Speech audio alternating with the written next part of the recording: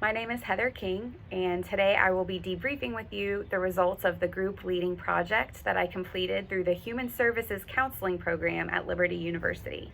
So for this project, I decided to lead a one-time discussion group with a small group of women, and the topic that I chose us to focus on was called the spaces of our lives. And this topic was centered around the concept that our physical, emotional, and relational spaces or areas of our lives all interact and impact one another, and they even impact us spiritually. I held the discussion group at my house in my living room on Monday, November 25th. There were 7 female participants, and we met at my house from 6:30 to 8:30. One of those participants is my younger sister. 2 are present coworkers. 1 was a previous coworker. 1 is one of my close friends, and 2 are more acquaintances. I lead groups every day as a middle school teacher, but for this particular group, it was on my heart to pick a topic that I felt that all of the participants could mutually benefit from one another, from each of our respective perspectives and experiences.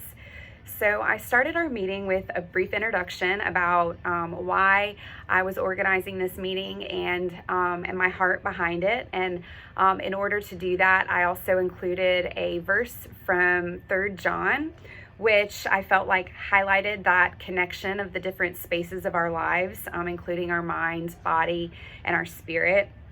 And after that brief introduction, I had all of the participants participate in a round, and they introduced themselves in that round and just mentioned their stage of life and what they do for work. After that, we moved into a writing activity. I had created handouts for every participant with diagrams based on these spaces of our lives.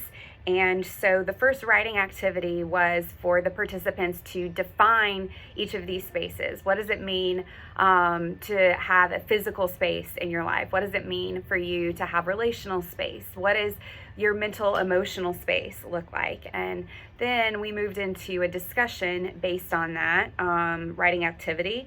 After that discussion, we moved into the next writing activity where the participants processed how those spaces interact with one another. And so, for instance, when you're struggling in the physical space of your life, how does that impact your mental or emotional space?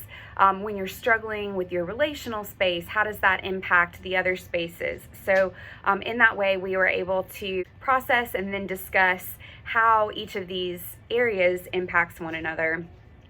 After that writing activity and discussion, we went into another round in which we went around and each member mentioned the area that they wanted to focus on most, whether that was the physical, the mental, emotional, or the relational space of their lives. Another activity that I had each participant do on their own was to number each space from 1 to 10 based on how healthy they viewed that space, with 1 being not healthy and 10 being extremely healthy. And then we moved into a discussion of what healthy looks like for each of those spaces.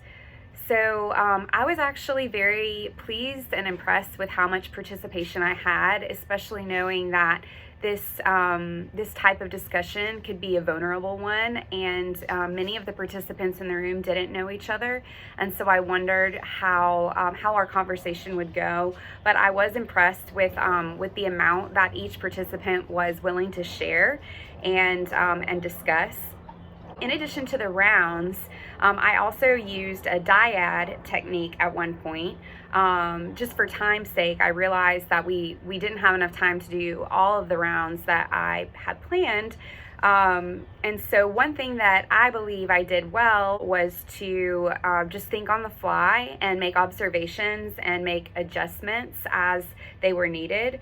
I was able to scan the room, and based on one participant's facial expressions, I was able to call her out and ask her to share. And it turns out that my thought on that was correct, and she actually had been thinking and had something really good to share with us as a group. And so that was a very affirming moment for me as a leader, just to see my observation led to something good, and it was right on. One of the challenges I believe that I experienced leading this group was I was a little nervous to be the facilitator, and although I think I was confident in my planning that I had made, that I was a little nervous to actually facilitate the group. And I think that nervousness got in the way from my ability to fully focus on all of the participants and what was going on, what their thoughts were, and the other observations I could make just by scanning the room.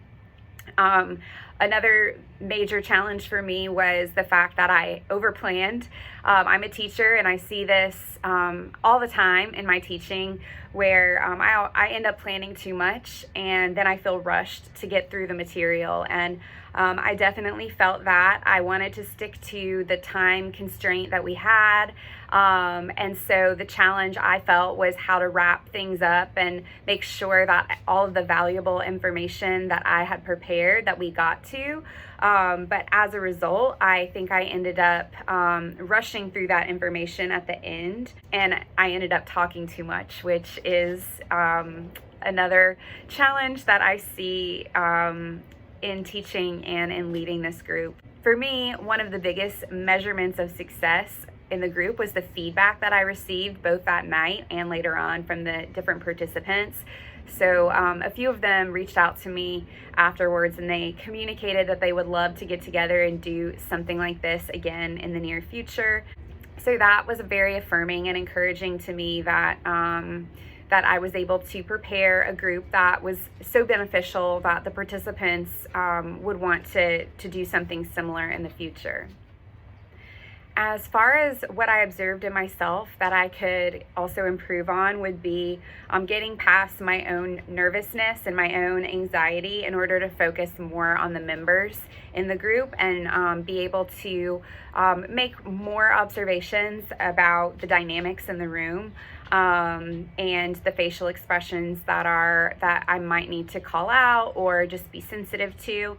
Another way that I can improve my group leading is to avoid trying to deliver too much information, especially when the group was designed to be a discussion group and not a class or an education group. And so I think I need to tone it down in terms of the information that that I share, and leave more space and time for the members to process. Overall, I enjoyed the process of leading the group. I enjoyed having a reason to organize a group of women coming together just to hear from one another and be encouraged by their own observations of their individual lives, and just to gain something from one another in that process. And I was also encouraged by the affirmation I received from some of the members, which just shows me that I believe that I do have some God-given natural talents and abilities, especially relationally,